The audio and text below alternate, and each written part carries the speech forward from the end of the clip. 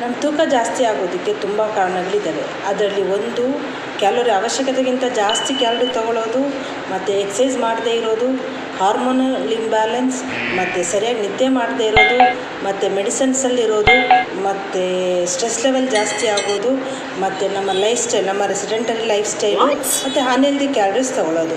So ಹೀಗೆ ಹಲವಾರು ಕಾರಣಗಳಿರುತ್ತೆ ನಮ್ಮದು ವೆಯ್ಟ್ ಜಾಸ್ತಿ ಆಗೋದಕ್ಕೆ. ಆದರೆ ನಾವೆಲ್ಲ ಏನು ಮಾಡ್ತೀವಿ ಅಂತಂದರೆ, ವೆಯ್ಟ್ ಜಾಸ್ತಿ ಆಗ್ತಿದ್ದಂಗೆ ಮೊದಲು ಪನಿಷ್ಮೆಂಟ್ ಏನು ಅಂತಂದರೆ ಊಟ ಕಡಿಮೆ ಮಾಡೋದು, ಕ್ಯಾಲರೀಸ್ ಡಿಫಿಷಿಯೇಟ್ ಮಾಡೋದು. ಸೊ ಇದರಿಂದ ಇಲ್ಲ ಅಂತಂದರೆ ಓವರಾಗಿ ಎಕ್ಸಸೈಸ್ ಮಾಡೋದು. ಇವುಗಳಿಂದ ನಾವು ಮಾಡೋದಕ್ಕೆ ಹೋಗ್ತೀವಿ. ತುಂಬ ಜನಕ್ಕೆ ಅದಕ್ಕೆ ರಿಸಲ್ಟ್ ನಮಗೆ ಸಿಗಲ್ಲ. 100% ನಮಗೆ ಹೆಲ್ದಿ ರಿಸಲ್ಟ್ ನಮಗೆ ಸಿಗದೇ ಇರೋದಕ್ಕೆ ಕಾರಣವೇ ನಮಗೆ ರೂಟ್ ಕಾಸ್ ಏನು ಅಂತ ಗೊತ್ತಿಲ್ದಿರ ಬೇರೆ ಯಾವುದ್ರ ಮೇಲೇನೂ ನಾವು ಸೊಲ್ಯೂಷನ್ ಹುಡ್ಕೋದಕ್ಕೆ ಹೋಗ್ತೀವಿ ಅದಕ್ಕೆ. ಸೊ ನಿಮ್ಮದು ಯಾವುದು ವೆಯ್ಟ್ ಗೇನ್ ಆಗೋದಕ್ಕೆ ನಿಮ್ಮದು ಯಾವುದು ರೀಸನ್ ಅಂತ ಅಂದ್ಬಿಟ್ಟು ಕಮೆಂಟ್ ಮಾಡಿ, ನಾನು ನಿಮಗೆ ರಿಪ್ಲೈ ಮಾಡ್ತೀನಿ.